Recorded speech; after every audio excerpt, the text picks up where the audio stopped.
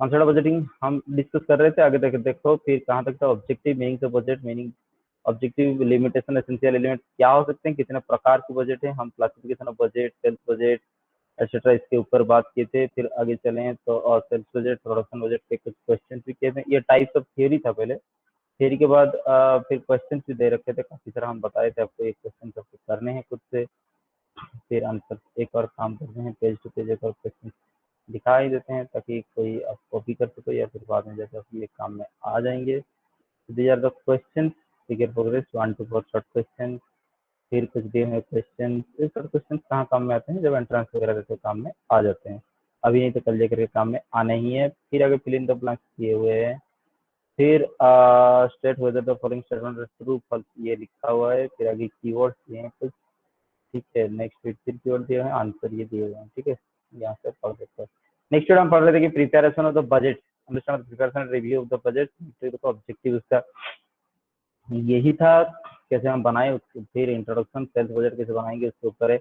हम ये देखो आप प्रॉब्लम भी किए थे, आगरा मुंबई में हम माल बेच रहे थे जो कि हमारा था राजा रानी, समझ में आई बात, दिस इज द थिंग। अगर आप नहीं थे उस क्लास में, नहीं दिख रहे तो फिर आपको मुश्किलें हैं। फिर सवाल किए थे जिसमें कि सेल्स बजट, सेल्स की पहले फोरकास्टिंग करना होता है सेल्स मैनेजर को, सेल्स मैनेजर जब फोरकास्टिंग कर देता है सक्सेसफुली, फिर उसके बाद हम सेल्स बजट बना सकते हैं। और ये पूरा एंटायर इतना बड़ा सोल्यूशन था, इस सोल्यूशन के ऊपर हम बात किए थे। फिर आगे जाकर के देखो वर्किंग नोटिस का, प्रोडक्शन बजट डिपेंड करता है सेल्स बजट के ऊपर में, समझ रहे हो, सेल्स बजट के ऊपर प्रोडक्शन बजट काम करता है, तो पहले सेल्स बजट बनाना पड़ेगा। तो जैसे ही हम प्रोजेक्ट प्रोडक्शन बजट का ये सवाल था उस पर काम किए, तो पहले सेल्स बजट बनाना पड़ा। सेल्स बजट के रिक्वायरमेंट के अकॉर्डिंग हम बना सकते हैं अपना प्रोडक्शन बजट। ये देखिए कुछ उतार चढ़ाव हुआ है, इंक्रीज डिक्रीज, उस हिसाब से फिर आगे जाकर के यहाँ पे देखो प्रोडक्शन बजट फर्स्ट क्वार्टर 2003 की हम बनाने की कोशिश कर रहे थे। आज की ये बात क्यों, नहीं आज की बात ये क्यों, आज नो कैमरा स्टाइल क्यों, नो कैमरा क्योंकि हमारे पास प्रॉब्लम है नेटवर्क की। नेक्स्ट वीक फिर यही बात था। फिर परचेज बजट हम बात कर रहे थे, परचेज बजट में क्या कि परचेज, फिर से परचेज डिपेंड करता है प्रोडक्शन के ऊपर और अदर एक्सपेंसेस और कैश अवेलेबिलिटी ऊपर भी परचेज बजट डिपेंड करता है। जितना पैसा उतने हिसाब से खरीद सकते हो माल। सेकंड, प्रोडक्शन बजट के ऊपर इसलिए डिपेंड करता है कि आपको जितना प्रोडक्शन करना है उस हिसाब से आप मटेरियल खरीदो। तो बेसिकली परचेज बजट का मतलब होता है मटेरियल परचेज, और तो कुछ खरीदते हैं नहीं, बाकी तो हम बनाते हैं। तो मटेरियल परचेज बजट, और हमेशा हम इस चैप्टर को पढ़ते हैं manufacturing company point of view से, trading company point of view से नहीं। तो हम यहाँ पे मटेरियल खरीदेंगे और माल बना करके बेचेंगे, यही हमारा ऑब्जेक्टिव है। अंडरस्टैंड द पॉइंट, यहाँ पे कहीं पर भी हम माल खरीद के माल नहीं बेचेंगे, ट्रेडिंग कंसर्न हम नहीं करते हैं। चलिए आगे फिर क्या था, परचेज बजट के ऊपर है, बताए थे हम परचेज कैसे निकलना है भाई, बहुत ईजी है। परचेज कैसे आएगा ना, जितना कंजप्शन है, समझ में आई बात, या फिर production plus closing stock less opening stock कर दोगे तो फिर आपकी परचेज कितना है वो निकल जाएंगे, यही सब बात था। अभी देखो next is direct labour budget. Okay, so today we will start with the direct labor budget। ये आज कुछ मिनटों में खत्म हो जाएगा, कोई बात नहीं, यहाँ पर ज्यादा लंबे चर्चे नहीं होने वाले हैं, ठीक है। तो डायरेक्ट लेबर बजट ये कहता है about the estimate of the direct labour की एस्टिमेट ये देता है carrying out the budget output, budgeted output, ठीक है। तो बजटेड आउटपुट हमारा जितना है उसको प्रोडक्शन करने के लिए हमको कितना लेबर फोर्स चाहिए। तो जब इंसान के लिए, लेबर फोर्स के लिए जो बजट बनाया जाता है उसको डायरेक्ट लेबर बजट कहा जाता है, यही बात है, समझ में आई बात। तो क्वांटिटी ऑफ लेबर, स्किल्ड कितना, अनस्किल्ड कितना, सेमी स्किल्ड कितना, ये पहले एस्टिमेट किए जाते हैं। आपको कितना skilled labour, unskilled labour, semi skilled labour को चाहिए, इसका पहले एस्टिमेशन होता है। फिर other time taken by them may be measured in the terms of man hours, ठीक है ना। मैन आवर्स के हिसाब से मतलब एक इंसान 1 घंटा, ये वो होता है 1 मैन आवर, समझ में आई बात। 2 इंसान 1 घंटा, 2 मैन आवर्स, 2 इंसान 2 घंटा, 4 मैन आवर्स हो गया, समझ में आई बात। तो कितना मैन इंटू आवर्स चाहिए उसके हिसाब से हमको अकॉर्डिंगली रिक्वायरमेंट चाहिए, कितना लोग चाहिए, कितना टाइम हमको काम करना चाहिए। तो जब लेबर, रिक्वायर्ड लेबर के लिए बजट बनाया जाता है उसको डायरेक्ट लेबर बजट कहा जाता है। फिर लिखा हुआ कि the total cost of the labour is estimated by multiplying the rate पे विद द लेबर आवर्स। तो फिर लास्ट में टोटल कॉस्ट ऑफ लेबर कैसे आप काम करोगे ना, लेबर आवर्स कितना लग रहे हैं इनटू पर आवर रेट कितना देने हैं, समझ में आई बात।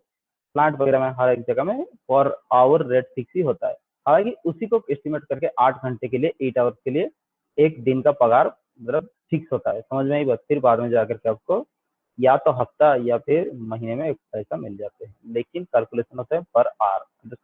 फिर देखो, तो बजट बनाने की पर्पस यही है, optimum utilisation of the labour force को how we can utilise the labour force in optimum manner that will give us the highest result. समझ में आई बात?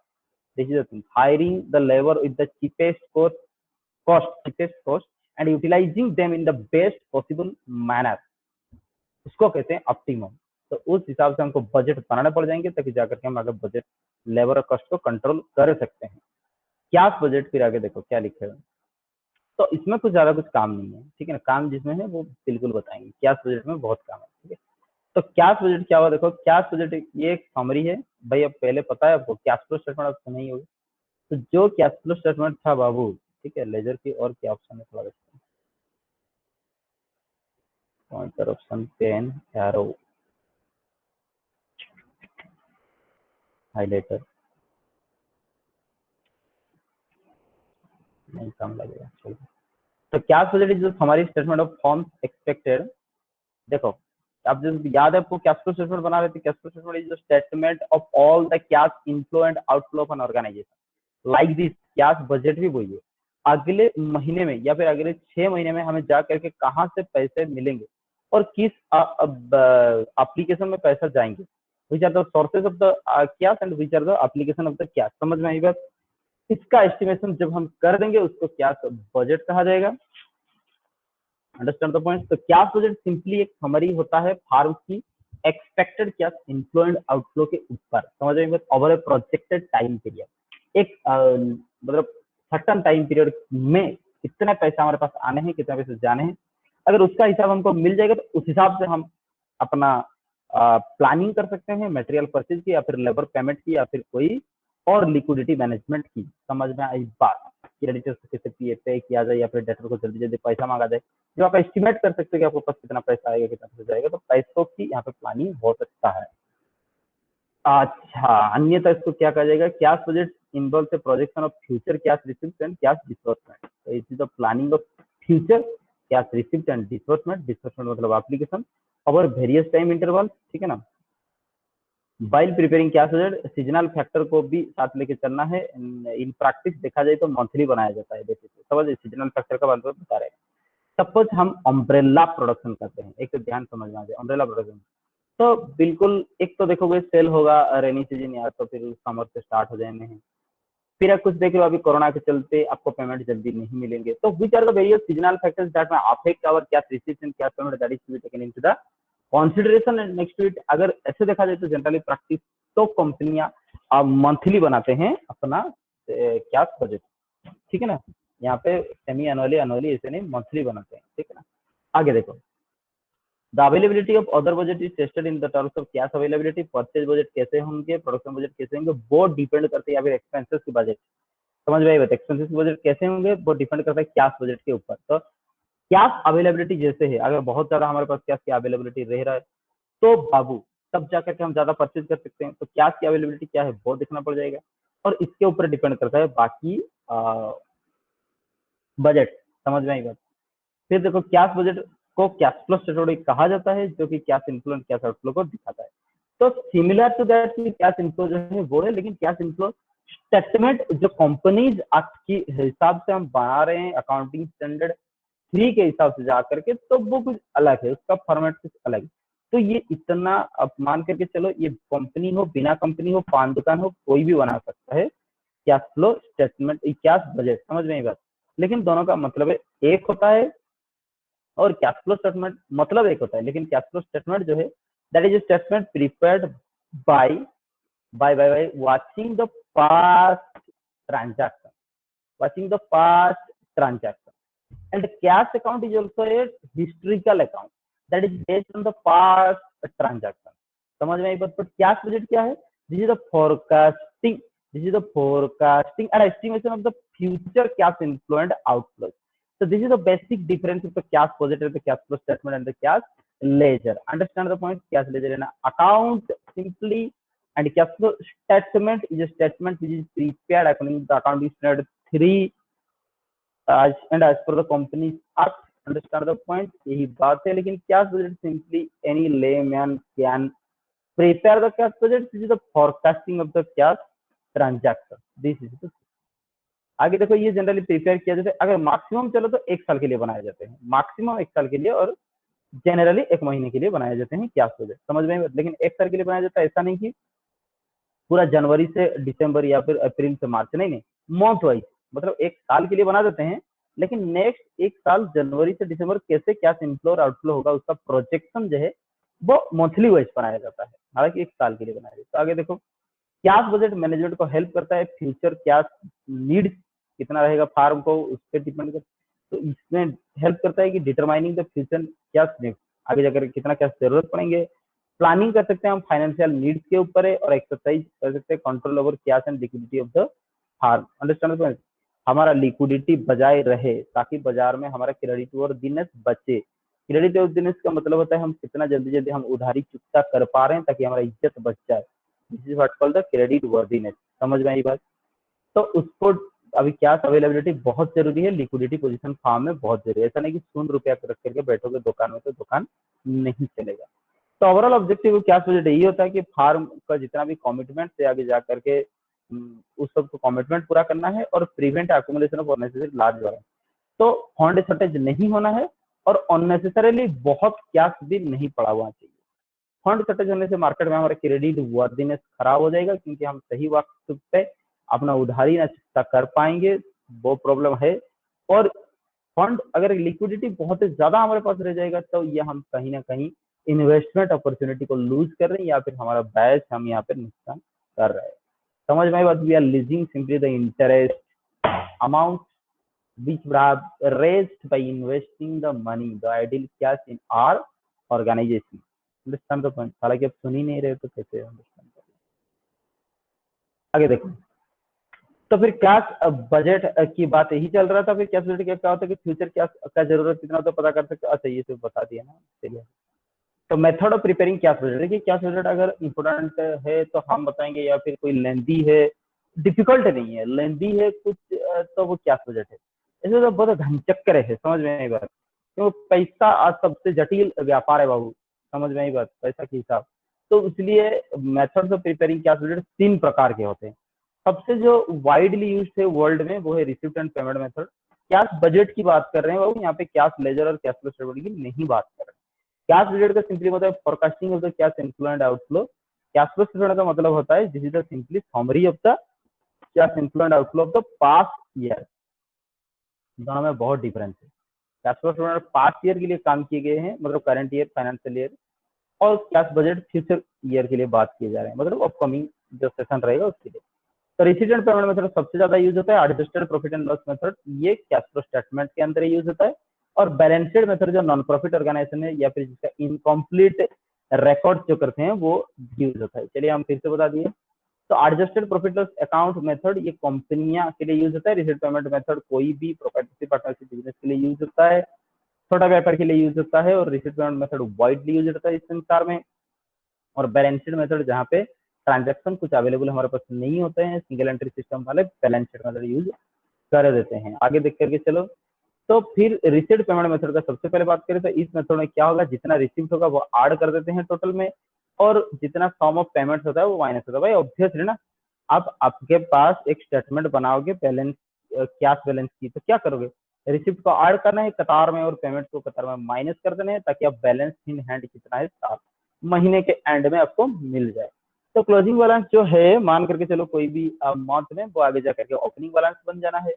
तो ये ऐड कर दिए जाते हैं, जितने भी टोटल रिसिप्ट अगले महीने का होगा उसमें ऐड कर देते हैं, ताकि हमको टोटल कैश इनफ्लो मिल सके। बहुत से फालतू पॉइंट है ये, आपको पता ही है, बच्चे नहीं हो आप, कैश लेजर कैसे करते हो आपको याद करो। मार्च महीने की कैश लेजर अगर खत्म हो गया तो उसमें जितना क्लोजिंग बैलेंस बचा, आप क्या करते हो, अप्रैल महीने में उसको ओपनिंग बैलेंस कर देते हो। तो obviously opening balance debit side आ जाता है, फिर डेबिट साइड में जितना भी रिसिप्ट से कैश रिसिप्ट कतार में लिख देते हो। इसका मतलब ही यही होता है कि opening balance is added to the cash receipt and closing balance is deducted and cash payments are deducted to the cash receipt and opening balance. सम बहुत दीजिए, ओपनिंग ऐड होने हैं, रिसिप्ट ऐड होने हैं, क्लोजिंग माइनस होने हैं, payment minus होने हैं, बच्चा बच्चा को पता है। नेक्स्ट पीरियड देखो, तो receipt payment during the budget period ये आपको मिल जाएगा, find out from various functional budget prepare. तो वेरियस फंक्शनल बजट प्रिपेयर का मतलब होता है प्रोडक्शन से, सेल्स से, एडवर्टाइजमेंट एक्सपेंडिचर से, बाकी से उन लोग से मिल जाएगी हमको रिसीट पेमेंट कितना क्या होना है, तो बाकी फंक्शनल बजट से हम उसका हेल्प ले सकते हैं। Credit allowed to debtor, the credit allowed by supplier, the delay payment wages other expenses are the factor. समझ में आई बात? तो कैश बजट आपको देखिए, आप इस महीने माल भेज दिए तो आपको इस महीने पैसे नहीं मिलने वाले हैं, आपको देखना ये पड़ जाएगा यहाँ पे कि आपको ये देखना पड़ जाएगा कि बाबू कितने आप कितने आदमी थे, मैं क्या बोलूँगा, रुको फालतू कॉल आते नहीं, प्रिंसिपल कॉल करेंगे तो रिसीव करेंगे। देखो ठीक है, नेक्स्ट क्या लिखे हुए हैं, फिर भूल गए ना वो क्या बोल रहे थे, कोई बात नहीं, याद कर।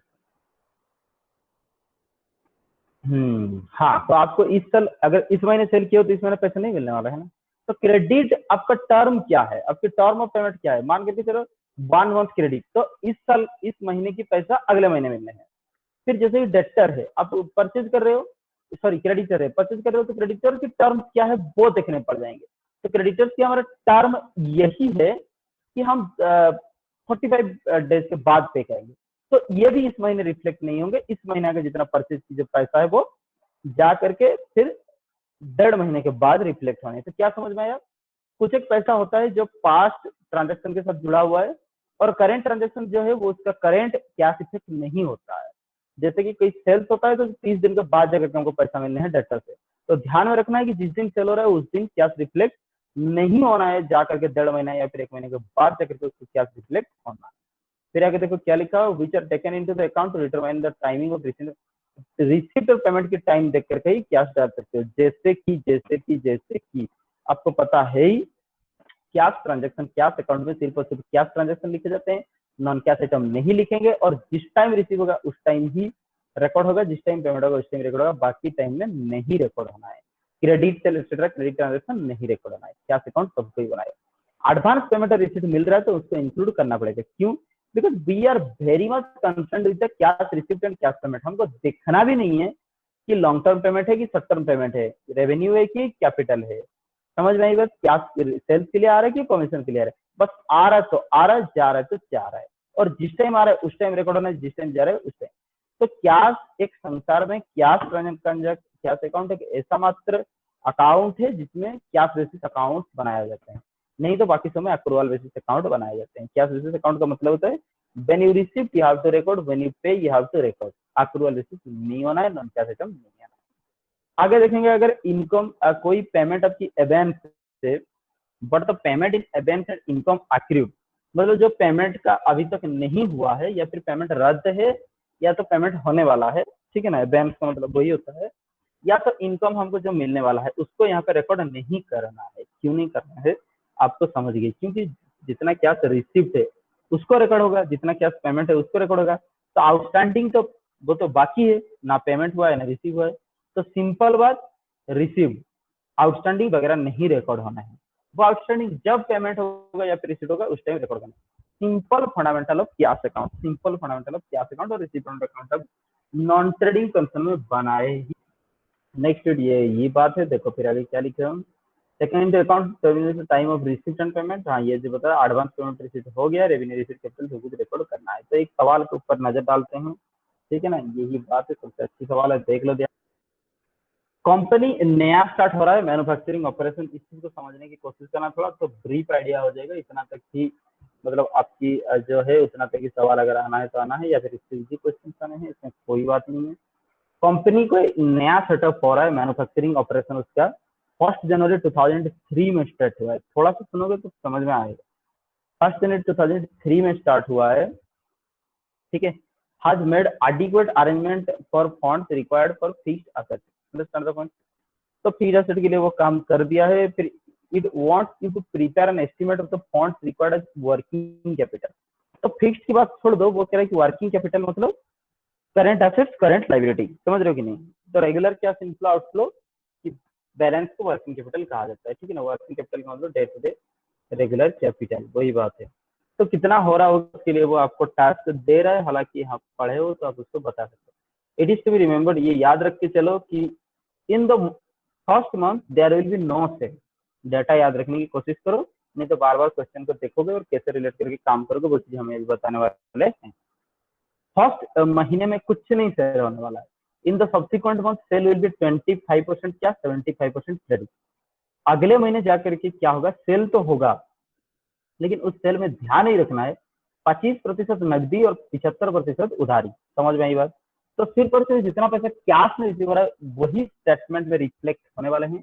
75% जो क्रेडिट है वो तो क्रेडिट है ना, पैसा नहीं मिला। तो सिंपली कैश बजट में कैश रिसिप्ट हो रहा तो आएगा, कैश पेमेंट हो रहा तो आएगा। तो सेकंड मंथ में जाकर के 25% आने हैं, 75% नहीं आने हैं। Customer will be allowed 1 month credit. इसका मतलब क्या समझ गए, पिछले महीने जितने भी सेल हुए होंगे वो अगले महीने जाकर के पैसे मिल जाने हैं। तो इसका मतलब जो 75% क्रेडिट सेकंड मंथ में हुआ होगा सेल, वो जाकर के थर्ड मंथ में पैसा मिल जाने वाले हैं और फर्स्ट मंथ में कुछ भी नहीं सेल हो रहा है। आगे चलो, payment for purchase of material will be made on 1 month credit basis. मतलब जितना भी हम परचेज करेंगे रॉ मटेरियल, वो जिस दिन परचेज करेंगे उस दिन कैश आउटफ्लो नहीं होना है, 1 महीने बाद। तो बहुत ईजी है भाई, फरवरी का परचेज मार्च में पेमेंट होना है, बस इतना याद रखो। वेजेस जो है फोर्टनाइटली पेमेंट होता है 22 और 7 तारीख को, क्योंकि हफ्ता पेमेंट होता है ना उन लोग का, उसीलिए समझ रहे हो कि नहीं, लेबर का हफ्ता पेमेंट होता है। तो फर्स्ट हफ्ता कब खत्म हो रहा है, 7 तारीख को। तो ऐसे करते फिर 15 दिन के बाद 22 तारीख आ जाता है। तो फोर्टनाइटली पेमेंट का मतलब होता है उनका 15 दिन में पेमेंट होता है। समझ में आई बात? तो पहला डेट जो है वो फर्स्ट हफ्ता में 7 तारीख को, दूसरा डेट जो है 22 तारीख को पेमेंट होता है। समझ आई बात? यही बात है। तो कहने का यहाँ पे यही मतलब है कि छोड़ो बाद में डिस्कस करेंगे, आपको पहले समझ में आ जाएगा कि 7 तारीख को एक पेमेंट, 22 तारीख को एक पेमेंट, और सीधा सीधा एक्चुअल बेसिस नहीं होगा अकाउंटिंग, यहाँ पे कैश बेसिस होने हैं। दैट मीन पेमेंट हो रहा है तो आने हैं, नहीं तो नहीं। फिर आगे देखो, अदर एक्सपेंसेस जो भी होगा, ठीक है ना, पेड 1 मंथ इन एरियर। हाँ, बाकी जितना भी एक्सपेंसेस है वो 1 महीना बाकी में चलेंगे। तो फरवरी का एक्सपेंडिचर मार्च में जाना है, मार्च का एक्सपेंडिचर अप्रैल में जाना है। ध्यान से सुनोगे, क्या बजट समझ में आएगा। देखिए बाबू, प्रॉब्लम ही ऐसा चीज होता है या फिर कोई प्रैक्टिकली समझा देते हैं तो उसमें से उसी प्रॉब्लम समझने से कोई फायदा नहीं होता, उस तरह प्रॉब्लम कैसे किया जाएगी, वो तो नंबर 1 बात होता है। सेकंड बात, थोड़ा सा कम प्रैक्टिकल है, मतलब आते हैं ज्यादा थ्योरी क्वेश्चन आते हैं, तो लिख भी पाओगे तो थ्योरी ना, जब आपको समझ जाओगे इस चीज का जीस्ट, जब समझ आओगे उसमें कॉन्सेप्ट है, ज्यादा समझ जाओगे तो उसके ऊपर ज्यादा से ज्यादा ध्यान आपको देना है। तो इस जब प्रॉब्लम पे समझाएंगे उसमें बहुत सारे चीज डिस्कस होता है, तो इस चीज को आपको लिखना है, उस चीज को तब नोट करते जाओ। हम बोल ही रहे हैं, सुनते हो सही, नहीं सुनते हो नहीं। नेक्स्ट आप देखो, फिर वेजेस, ये देखो फिर क्या बताएं हम, बाकी जो एक्सपेंसेस रहे वो बाकी में चलेंगे 1 महीना। That 5% of the selling expenses are to be paid immediately on sale being effected. लेकिन 5% जो है वो सेलिंग, जितना भी सेलिंग जब अफेक्टेड मतलब होगा सेलिंग, वो उतना उस टाइम पे पेमेंट कर देना है। यही बात है, समझ में आई बात? तो बाकी जो 95% तो होगा नहीं शायद, चलो जो भी है, 5% ऑफ द सेलिंग एक्सपेंसेस वो क्या होगा, इमीडिएटली पे होगा, और बाकी जो 95% जो है वो बाद में पेमेंट होंगे। ठीक है, देखते हैं। तो यहाँ पे देखो, एस्टिमेट सेल एंड एक्सपेंसेस जो है फॉर फर्स्ट 6 मंथ, पहले 6 महीने की दिया हुए, spread evenly over the period subject to above or under. तो फर्स्ट 6 महीने की क्या बजट बनाना है और फर्स्ट 6 महीने की प्रोजेक्शन जो है, ठीक है ना, वो दे रखे हैं। जिसके पास बहुत एक्सपीरियंस होते हैं, अच्छे मैनेजर होते हैं, उनको ये काम दिए जाते हैं। समझ में आई बात? तो वो एस्टिमेट करके देखे, सेल्स मैनेजर को पूछा गया तो वो कह रहा है कि 3,60,000 सेल्स होने आगे जाकर। लेकिन यहाँ पे सवाल यही है कि फर्स्ट महीने कुछ नहीं चलाना है, लिखा हुआ देखो, first month there will be no sale. ठीक है, आगे देखो, मटेरियल कंज्यूम हो जाएंगे इतने, वेजेस इतना, manufacturing administrative services, depreciation of fixed asset, ये क्या होना है, ये कुछ नहीं होना है। Depreciation of fixed asset is non cash item. Non cash item cash transaction में क्यों आना है, यहाँ पे बहुत easy, only cash receipt, and जब रिसिप्ट हो रहा है तब, ओनली कैश पेमेंट जब पेमेंट हो रहा है तब। समझ में आई बात? तो डेप्रिसिएशन ऑफ फिक्स्ड एसेट में यहाँ पे नोट लिखो, कुछ नहीं होना है। समझ में आई बात? आगे देखो, तो article produce subject to excise duty equal to 10%। हाँ, जो आर्टिकल प्रोड्यूस हो रहे हैं, एक्साइज ड्यूटी 10% सेलिंग प्राइस के ऊपर लगेंगे। जितना भी आप सेलिंग प्राइस रखते हो उसमें 10% एक्साइज ड्यूटी। तो ये तो समथिंग लाइक की एक्सपेंडिचर, हमारे लिए तो एक्सपेंडिचर ही है ना, एक्साइज ड्यूटी लगेंगे। तो रिसिप्ट के ऊपर लिखेंगे, एक्सपेंडिचर नीचे। The duty is payable on March 31 June 30, September 30। Generally क्या होता है, क्वार्टरली एक्साइज ड्यूटी पेमेंट होते हैं, टीडीएस कहो, टैक्स कहो, या फिर जो भी कहो, सब कुछ क्वार्टरली पेमेंट होते हैं। तो क्या होता है कि पहला पेमेंट जो बनेगा वो मार्च 31 को, फिर जून 30 को, September 30 and December 31। For the sales of February 28, March 31, August 31 and November 30। इसका कहने का मतलब होता है कि मार्च फरवरी 28 तक जितना सेल्स है उसका एक्साइज ड्यूटी लगेगा मार्च 31 को, मई 31 को जितना सेल्स है वहां जून 30 को, मतलब एंड ऑफ लास्ट मंथ का टैक्स नेक्स्ट महीने देना है। ऐसा होता है, टैक्स में भी तो वही होता है, जीएसटी में भी तो वही होता है, बाबू टीडीएस में भी तो वही होता है। लास्ट महीने की एंड तक जितना सेल्स है उसके ऊपर टैक्स दे दो अगले महीने। प्रिपेयर कैश बजट फॉर इस 6 month indicating the requirement of working capital. 6 महीने के लिए आप कैश बजट बना, थोड़ा सा यहाँ पे ध्यान दोगे फिर समझ जाओगे आगे। तो फिर जो इसके बाद जो बजट है उसको कुछ मिनटों में खत्म किया जाएगा, ठीक है ना। तो यहाँ पे देखो कैश बजट हम बनाए हैं, तो कैश बजट कैसे बनेगा, फॉर द 6 मंथ एंडेड जून 30, 2003, ठीक है ना, क्योंकि वो व्यापार स्टार्ट कब कर रहा है, लो पावर हो गया, सही बात। तो ऊपर देखो वो व्यापार स्टार्ट करे जनवरी 1 जनवरी 2003 को, समझ में आई बात, इसलिए 2003, तो ये जनवरी से जून चलेगा 6 महीने, तो जनवरी फरवरी मार्च अप्रैल मई जून, ठीक है। तो बहुत इजी है, कैसे बनेगा कैश बजट, यहाँ पे दिख रहा है बहुत मतलब सिंपल सा बात, लेकिन मसाला थोड़ा सा है। जब बाद में धीरे धीरे एक एक महीना बढ़ेंगे तब पता चलेगा क्या मसाला है। समझ में आई बात, ध्यान से सुनते रहिए, जुड़े रहिए। यस कोई, तो नेक्स्ट वीडियो आगे देख करके चलो। यहाँ पर देखो क्या बजट है, क्या बजट की बात कर रहे हैं, तो जनवरी से जून चलने वाले हैं। तो पहले क्या करोगे आप, रिसिप्ट, ठीक है, ओपनिंग बैलेंस के साथ रिसिप्ट ऐड कर दोगे, सारे के सारे पेमेंट माइनस कर दोगे, तो क्लोजिंग बैलेंस आपके आ जाना है। बस बहुत सिंपल है, something like cash account, but cash account आपको टी फॉर्म में बनाए जाते हैं, ये हमारे वर्टिकल फॉर्म में बनाए जाते हैं, ठीक है। तो यहाँ पे मंथ लिख दोगे, जनवरी फरवरी मार्च अप्रैल मई। सबसे पहले विचार करते हैं फर्स्ट मंथ की। फर्स्ट मंथ व्यापार हो रहा है तो ओपनिंग बैलेंस तो कुछ नहीं होना है, और हमारे कितने प्रकार के रिसिप्ट है ऊपर में देखेंगे तो रिसिप्ट कुछ नहीं है, सब पेमेंट है, सिर्फ और सिर्फ एक ही प्रकार की रिसिप्ट है, वो है सेल्स।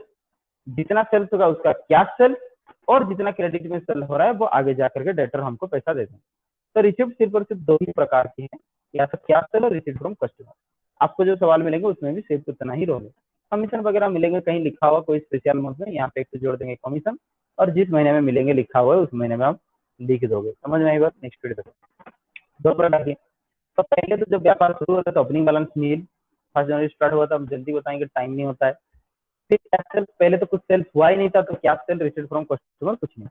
समझ आ रहा है चीज हम क्या बता रहे हैं भाई, इसी कल ही व्यापार शुरू हुआ है, वो भी जनवरी को, और कह रहा है कि फर्स्ट महीने कुछ नहीं सेल होने वाला है, खत्म, ये खत्म, ओपनिंग बैलेंस तो कुछ नहीं, कैश सेल क्रेडिट सेल चल ही नहीं। फिर आगे चले पेमेंट में, सबसे पहले वेजेस। सुनिए, आप व्यापार करो ना करो, आप कुछ काम करो ना करो, भाई पगार तो देना ही है ना, तो फिर ये कैसे दिए जाएंगे वो देखेंगे, वेजेस दिए जाएंगे। तो वेजेस की कंडीशन क्या है वो कह रहे हैं, आगे देख लेंगे हम। वेजेस क्या होता है कि फोर्टनाइटली मतलब 15 दिन में एक बार पेमेंट होता है, और पहला पेमेंट जो होगा वो 7 तारीख को, और महीने में 22 तारीख को। समझ में, 7 तारीख और 22 तारीख को पेमेंट आने हैं। आगे जाकर के देखेंगे हम वेजेस कितना है, वेजेस 60,000, और ये 60,000 क्या होगा, 6 महीने के लिए दिया हुआ है। समझ में, तो 6 महीने में 60,000 के यहाँ पे हम डिवाइड कर देते हैं, ठीक है ना बात। तो फिर आगे उस हिसाब से काम करेंगे। कैलकुलेटर है क्या हमारे पास, हाँ है, एक मिनट। तो यहाँ पे सिर्फ और सिर्फ आपको पता है ही, हम फालतू के लिए लिखेंगे, आपको भी समझ आ रहा है। 60,000 डिवाइडेड बाई आपको कितना है 6 महीने में, तो एक महीने के कितना आ रहा है 10,000। तो यहाँ पे तो 10,000 लिखे चाहिए था ना, 10,000 लिखे चाहिए थे, नहीं नहीं होगा। क्यों नहीं होगा बता रहे हैं, क्योंकि फर्स्ट पेमेंट जो है वो 7 तारीख को होना है। समझ में आई बात, फर्स्ट पेमेंट जो है वो 7 तारीख को होना है, दूसरा पेमेंट जो है आपको देखो ध्यान से 22 तारीख को होना है। दैट मीन्स दो पेमेंट होगा, दो पेमेंट हो रहा है, तो यहाँ पे कितना दिन का पेमेंट हो रहा है, 7 से 22, पहले तो 1 से 7, 7 दिन हुए, 7 से 22 कितने दिन हुए, समझ में आई बात, 15 दिन है, तो 15 से 22 दिन मतलब 1.5 महीने की पेमेंट होने हैं। समझ में आई बात, दिस इज द थिंग। तो 10,000 की 1.5 महीने का मतलब ये होता है क्या, 75%। समझ रहे हैं, या तो आप ऐसा मानो, ऐसे भी समझ जाओगे। अगर 10,000 है एक महीना का वेजेस, तो डिवाइडेड बाई 2 कितना आने हैं 5,000 आधा महीने की, फिर 1.5 महीने का मतलब उससे भी आधा, प्लस यहाँ पे आ जाने हैं 2500। समझ में आई बात, दिस इज द थिंग। तो 7,500 हो जाने हैं, यही बात है। 5,000 प्लस 2500 7,500 हो जाना है। तो यहाँ पे देखो लिखा हुआ है फर्स्ट 7,500 बजट। तो यही प्रॉब्लम है क्या बजट में कि आपको थोड़ा कंडीशन सारे के सारे पढ़ करके पुट करना है। तो बजट 7,500। अब देखो material, manufacturing expenses, administrative expense, selling expenses, excise duty कुछ नहीं लिखा हुआ, नहीं लिखा हुआ क्यों नहीं लिखा हुआ, depend upon the production and sales. तो डाटा कुछ नहीं दिया हो तो मान करके चलते हैं कि इस महीने के ये सारे के सारे एक्सपेंसेस नहीं आने हैं। समझ में आई बात? इसी तो थी, जब सेल ही नहीं हुआ तो एक्साइज ड्यूटी नहीं आएगा, सेलिंग एक्सपेंसेस भी नहीं आएगा, और यहाँ पे इसको एलोकेट नहीं किया है। तो प्रोडक्शन सेल्स जिस पर नहीं होता है इस चीज को एलोकेट नहीं किया जाता है। तो वजह से 7,500 रिसिप्ट कुछ नहीं है, नील पेमेंट है 7,500। तो टोटल पेमेंट है 7,500, कैश अवेलेबल कुछ नहीं है, तो नेगेटिव हो जाना है। तो क्लोजिंग बैलेंस क्या है? -7,500। जो क्लोजिंग बैलेंस ऑफ जनवरी वो फरवरी में जाकर के ओपनिंग बैलेंस बन जाएंगे -7,500। अभी देखते हैं, समझ में आई बात? अभी देखते हैं, थोड़ा सा ध्यान से सुनते जाओगे तो कहीं ना कहीं कॉन्फ्यूजन यहाँ पे होने। तो सेल्स कितना है ध्यान से एक बार देख के चलते हैं। देखो सेल्स है 3,60,000, और वो भी पहले महीने को छोड़ करके, क्योंकि लिखा है फर्स्ट महीने में कुछ नहीं सेल होना है, तो शायद प्रोडक्शन भी नहीं हुआ होगा, कुछ लिखा नहीं ना, तो हम क्या मानेंगे? वही बात। चलो जो भी है, सेल्स है 3,60,000। एक काम करते हैं,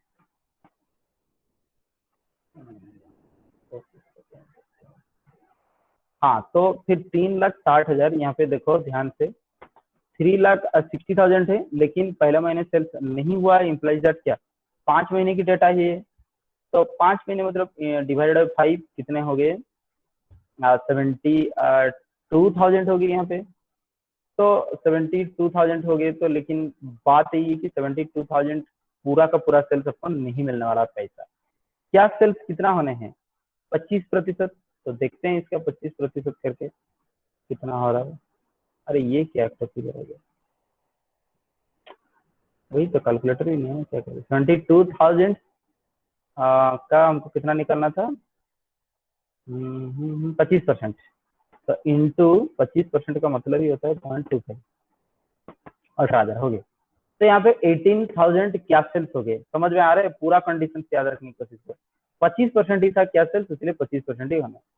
बाकी 75% जो था, ध्यान से देखो, 25% यहाँ पे क्या सेल है, तो इसी महीने पैसे मिल जाएंगे। 75% क्रेडिट है, तो वो पैसा जाकर के अगले महीने मिलेंगे, क्योंकि हम 1 मंथ क्रेडिट में काम कर रहे हैं। तो उसका पैसा तो अगले महीने मिलेंगे, तो अगले महीने पेमेंट मिलेंगे, तब तक वेट करो। अभी इस महीने की तो पैसा और मिलने वाले हैं। तो 18,000 हो गए कुल रिसिप्ट, और रिसिप्ट फ्रॉम कस्टमर कुछ नहीं। तो अभी देखेंगे वेजेस कितना है, लेकिन यहाँ ना था आपको कितना दिन का पेमेंट हो रहा था, 22 दिन का पेमेंट होता, मतलब 1.5 महीना बोल दिया, सॉरी सॉरी सॉरी सॉरी, 22 दिन का पेमेंट मतलब कितना होने हैं? 7,500 प्रोपोर्शनेटली हम बता दिए। लेकिन अभी तो फुल पेमेंट होने हैं ना इस महीने, क्योंकि बता रहे हैं कैसे फुल पेमेंट होने हैं। देखो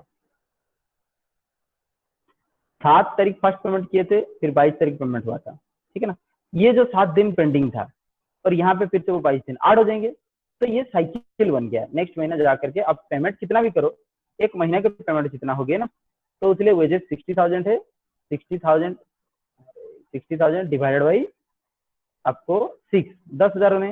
तो अभी पूरा 10,000 डिस्ट्रीब्यूट हो जाएंगे। नेक्स्ट 10,000 डिस्ट्रीब्यूट अब हो जाने, समझ में? This is the thing. अब बात यही है कि यहाँ पे एडजस्ट हो गया ऑटोमेटिक नेक्स्ट में, ये बात है। तो यहाँ पे ये हो सकता है कि वेजेस तो सर इवनली डिस्ट्रीब्यूट नहीं हुआ है, आगे भी तो बिजनेस चलेगा ना, तो उनका पैसा तो यहाँ का जो बाकी पैसा यहाँ मिल रहे, यहाँ का बाकी पैसा यहाँ मिल रहे, यहाँ का बाकी पैसा यहाँ मिल रहे, समझ में आई बात? यही बात है। तो इस महीने के जो 7 दिन का पैसा है ये यहाँ में इंक्लूड है, 2,500 रुपया। इस महीने के 2,500 बाकी यहाँ पे इंक्लूडेड है, तो उनको तो सर पैसा नहीं मिला। नहीं, 6 महीने के बाद थोड़ी कंपनी बंद हो जाएगा, फिर तो आगे चलेगा ना जून के बाद, तो फिर तो उनका पैसा मिलता ही रहे ना, वही बात है। तो यहाँ पे हम क्या करें, इवनली डिस्ट्रीब्यूशन के बाद नहीं, जब पैसा आ रहा है तब जाकर रिकॉर्ड करना है, जब पैसा जा रहा है तब जाकर रिकॉर्ड करना है। तो वेजेस यहाँ पे देख लो आप 10,000 पेमेंट हुआ है। मटेरियल की क्या कहानी है एक बार पढ़ लेंगे। मटेरियल कंज्यूम्ड है 1,50,000, समझ में आई बात? तो 1,50,000 मटेरियल कंज्यूम्ड है, कुछ लिखा हुआ है तो मटेरियल कंज्यूम के बारे में देखेंगे।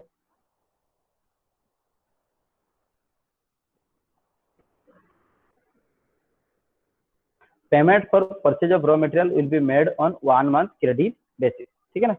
तो 1 मंथ क्रेडिट बेसिस ये पेमेंट हुआ होगा, तो वही बात है। अच्छा ऐसा बात है, तो अगर यहाँ पे मटेरियल कंज्यूम्ड हुआ भी था, उसको देख करके चले। अगर मटेरियल कंज्यूम्ड यहाँ पे हुआ भी था तो यहाँ पे पेमेंट नहीं हुआ था ना, क्योंकि 1 मंथ क्रेडिट है, ये सारे के सारे एक्सपेंसेस 1 मंथ क्रेडिट है। समझ में बात? ठीक है, तो अभी अभी फिर से हम सब क्वेश्चन को देखें तो अभी फिर से समझ आया कि material, manufacturing, administrative, selling expense, ये सारे के सारे क्या होने हैं, 1 मंथ क्रेडिट में चल रहे हैं। दैट मीन्स कि पहले मंथ में तो पेमेंट होगा नहीं, सेकंड मंथ में पेमेंट होगा, तो इसका जो एक्सपेंसेस है यहाँ पे आएंगे, इस महीने का जो एक्सपेंसेस है यहाँ पे आ रहे हैं, तो उस हिसाब से ट्रांसफर होते होते जा रहे हैं। 6 महीने के बाद ही व्यापार चलेगा, वो ट्रांसफर होते जा रहे हैं। तो जब पेमेंट हो रहा है तब जाके आने हैं, जब एलोकेट हो रहा है तब नहीं आने हैं, जब एलोकेट हो रहे हैं तब नहीं आने हैं, जब पेमेंट हो रहे हैं तब आना है। तो देखते हैं मटेरियल का पैसा कितना है, 1,50,000, तो 1,50,000 बटे 6, 25,000 होना है। ठीक है, मटेरियल हो गया। मैन्युफैक्चरिंग एक्सपेंसेस की क्या रोल है, मैन्युफैक्चरिंग एक्सपेंसेस 48,000 है, तो 48,000 अगर है मैन्युफैक्चरिंग एक्सपेंसेस तो उसको डिवाइड बाई 6, 8,000 होने, 8,000। तो यहाँ पे क्यों नहीं पेमेंट है, क्योंकि इसका पेमेंट इस महीने मिलने वाला है। तो फर्स्ट महीने का जो खर्चा हुआ है, ठीक है, हुआ है, सॉरी यहाँ पे हुआ है, तो वो जाकर के अगले महीने पेमेंट होने हैं। क्यों, वो कंडीशन दिखा रहे हैं हम आपको। लिखा तो वही था कि other expenses will be paid 1 month area, ठीक है, 1 मंथ एरिया। फिर आगे चलो, एडमिनिस्ट्रेटिव एक्सपेंसेस जो है 9,000 है, क्यों, क्योंकि एडमिनिस्ट्रेटिव एक्सपेंसेस है 54,000 और ये 6 महीने की है, तो 54,000 डिवाइडेड बाई 6 होता है 9,000। समझ में? अरे यार यकीन नहीं है क्या होता है।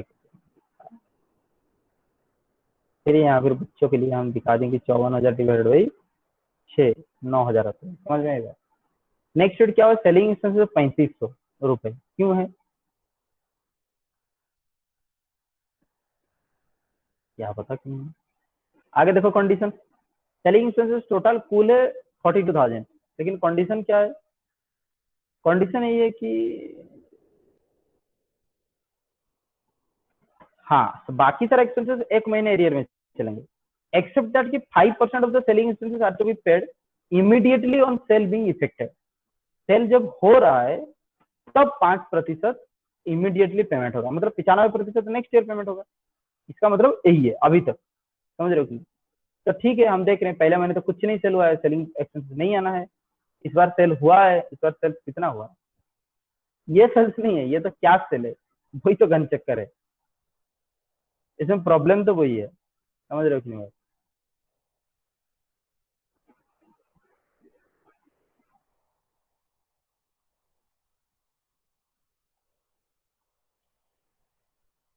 तो सेलिंग एक्सपेंसेस है 42,000, ठीक है, तो 42,000 over 6 year, sorry 6 month, 42,000 divide आई 6, आने हैं 7,000।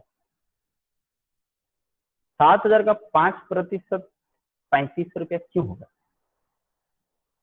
मजाक लग रहा है, 50% होगा इंटू 50%, मतलब 0.5, 3500। ठीक है, तो ये वाला जो घन चक्कर है वही तो हम सोच रहे थे।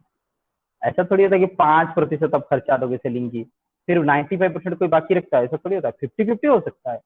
तो ये 50% सेलिंग एक्सपेंसेस जो है इमीडिएटली पे करना है, बाकी 50% जो है 1 महीना एरियर में चलेंगे। समझ में आई बात, ये चीज समझ गए? तो अभी देखो, ये 5 नहीं है, 50 है, खत्म। आगे देखो, तो फिर नेक्स्ट शीट क्या होगा, तो जो 42,000 ये टोटल हो रहे थे ओवर 6 मंथ, डिवाइड कर दो, 7,000 हुआ 1 महीने में, उसका 50% इमीडिएट पेमेंट 3500, खत्म हो गया। लेकिन अगले महीने जाकर के क्या होगा, इसका जो 3500 बाकी है, ये 3500 यहाँ पे ट्रांसफर हो गए, तो यहाँ पे इस 3500 जो बाकी है यहाँ पेमेंट हो गए, और वो कह रहा है कि जितना भी इस महीना का खर्चा है उसका 3500 इमीडिएट पेमेंट हो गए, तो यहाँ पे और 3500 आ जाएंगे। ये इस महीना जैसा 3500 पेमेंट हुआ और 3500 बाकी रहा, तो लेकिन इस महीने क्या होगा, पुराना बाकी प्लस 3500, 7,000, फिर से इस महीने पुराना 3500 प्लस इस 3500, 7,000। तो समझ में आया, फर्स्ट महीने में इफेक्ट होता है, सेकंड महीने में जाकर के कंप्लीट हो जाते हैं।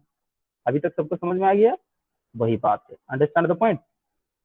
तो ये जो 3,500 इमीडिएट है, यहाँ पे 3,500 इमीडिएट है, प्लस प्रीवियस मंथ का जो बाकी था 3,500, 50%, वो तो अगले जाकर के महीने में पेमेंट है ना, तो 7,000 हो गया।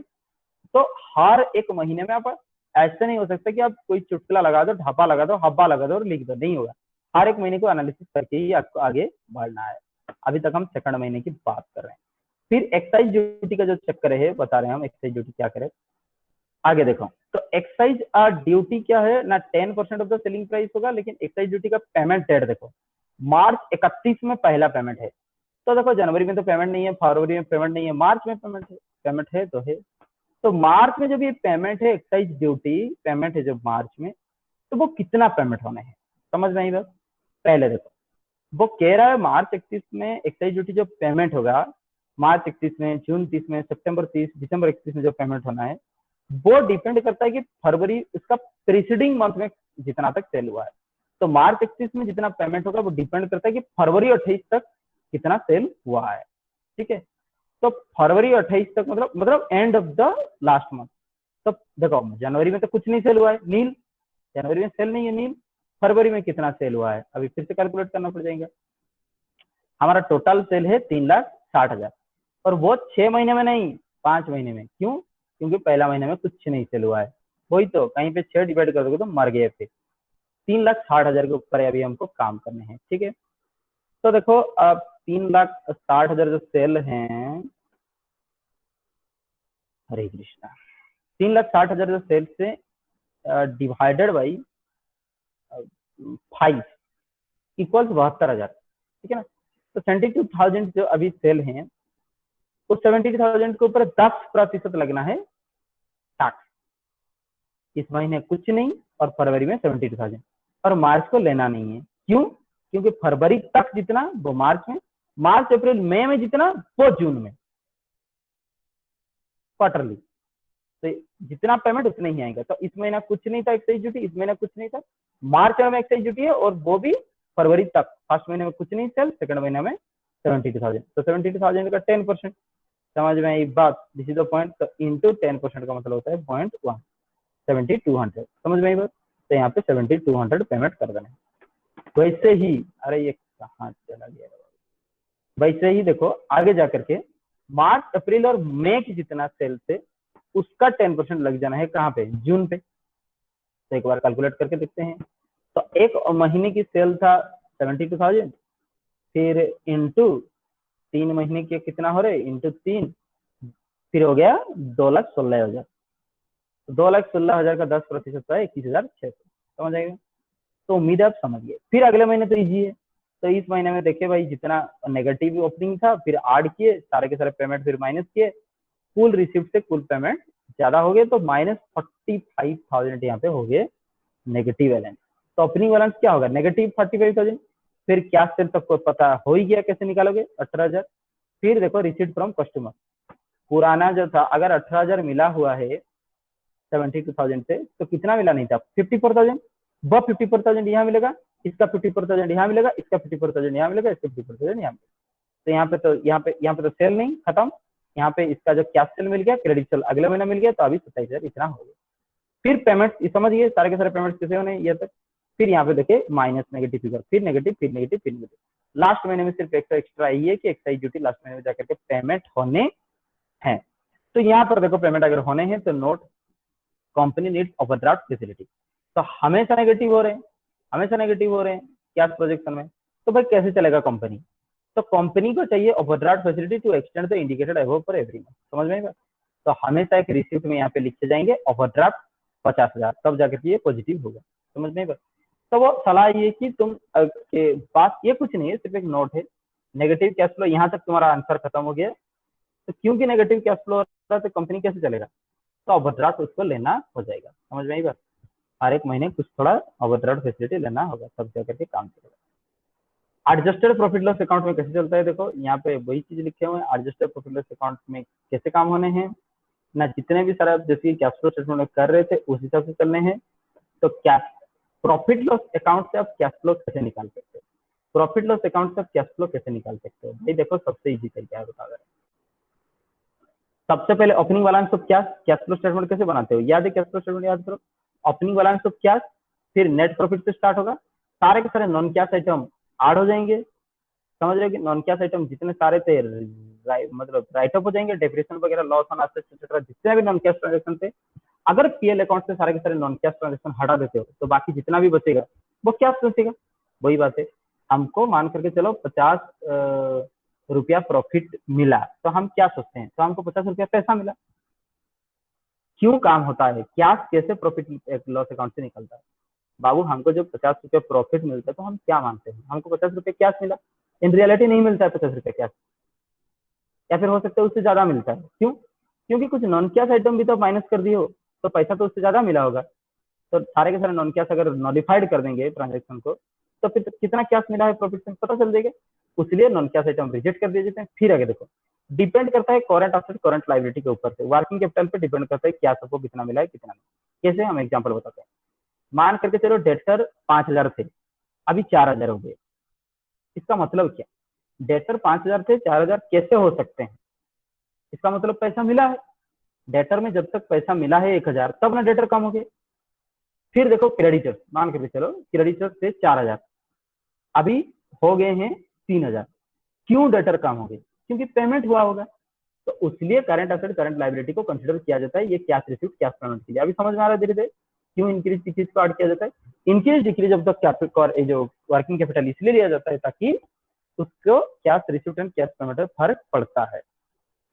जब कोई कैश रिसीव्ड होता है या फिर पेमेंट होता है तब जाकर के वर्किंग कैपिटल ऊपर नीचे होता है। तो यहाँ पे जितना भी इफेक्ट हुआ आपको पता है, वो पता है डिक्रीज इन डेटर होगा तो ऐड करोगे, मतलब एसेट डिक्रीज होगा, समझ में, तो पैसा मिला है, लाइबिलिटी इंक्रीज हुआ है तो पैसा मिला है, और वाइस वर्सा। ये आपको ट्रिक पता है, समझ में आई बात।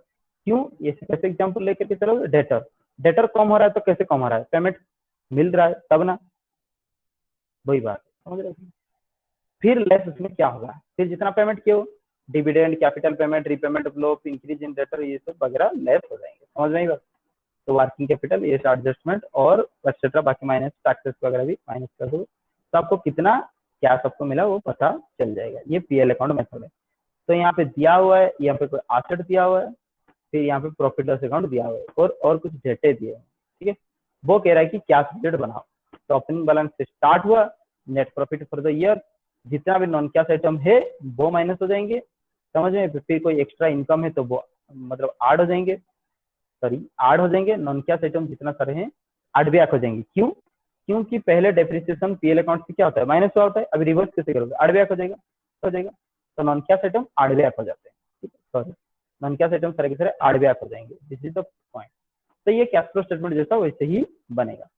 तो ओपनिंग बैलेंस से स्टार्ट होगा, जितने सारा पहले माइनस हुआ था अभी रिवर्स हो जाएगा, पहले माइनस हुआ था तो अभी प्लस हो जाएगा, यही बात है। लास्ट में क्लोजिंग बैलेंस इतना निकल करके आना। तो ये कैश बजट होता है। बैलेंस शीट मेथड में कैसे होता है? बैलेंस शीट मेथड में जिसका डिटेल ट्रांजेक्शन नहीं है उस हिसाब से उसका बैलेंस शीट मेथड बनाया जाता है। कैसे बता रहे हैं, देखो ये कुछ बैलेंस शीट दिया हुआ है, ठीक है ना। बैंक बैलेंस दिया हुआ है, this is the closing figure, और आपको कहा जाए कि अब अच्छा समझ रहे, कैश बजट अब बनाओ। देखो this can be done adjusting anticipated transaction year is the liability जो more than the asset there will cash balance. तो बैलेंस शीट का जितने भी अवेलेबल डेटा होंगे यहाँ पे देखो दिया हुआ है,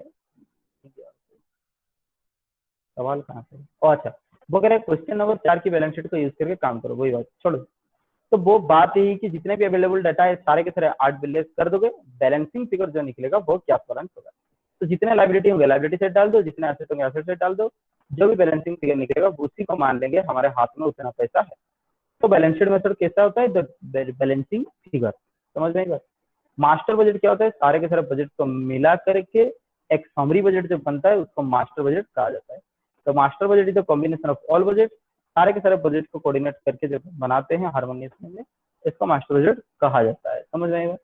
तो budget generally net production cash composition की balances etcetera master budget already बात किए हुए हैं। तो ये कुछ क्वेश्चन दिए हैं, सेल्स फैक्ट्री ओवरहेड सब कुछ एक्सपेंसेस वगैरह डायरेक्ट इनडायरेक्ट सब कुछ किए हुए हैं। तो फिर मास्टर बजट कैसे बनेगा, ध्यान से।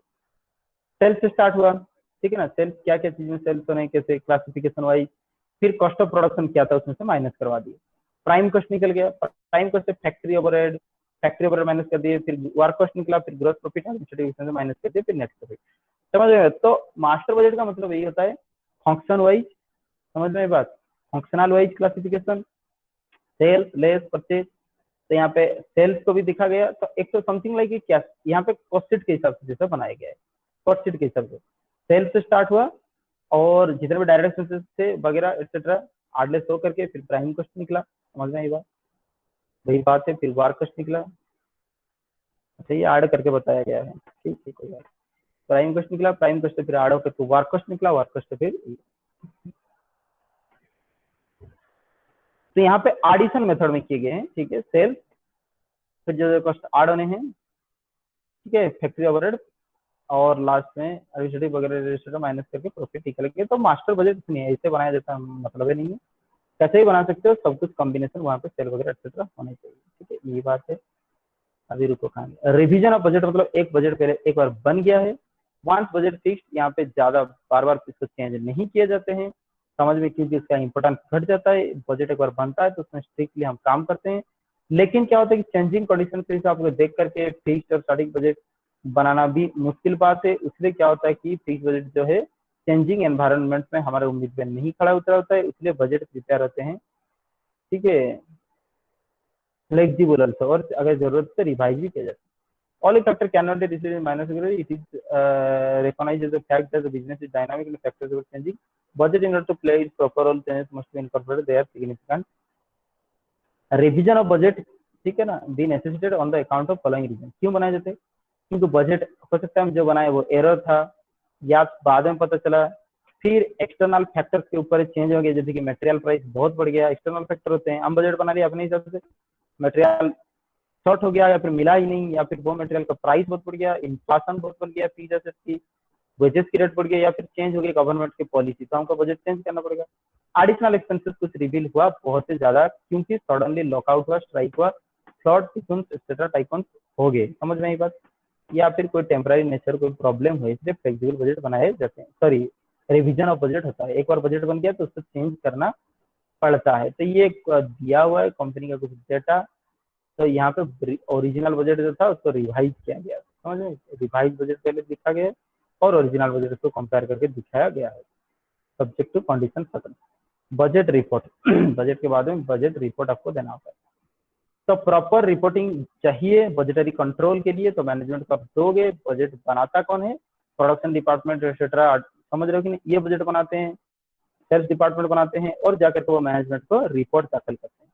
तो मैनेजमेंट ये रेगुलरली इन्फॉर्म करता है आपकी रिजल्ट क्या है वेरियस फंक्शनल डिपार्टमेंट के, सो दैट कि हम फॉलो अप कर सके without loss of time. The periodicity of the report depends on the nature of operation involve, किस तरह की आप बना रहे हो, अगर लॉन्ग टर्म बना रहे हो तो लॉन्ग टर्म में डेटा चाहिए, अब एक्सपेंसेस के लिए कैश के लिए बजट बना चाहिए तो मंथली चाहिए।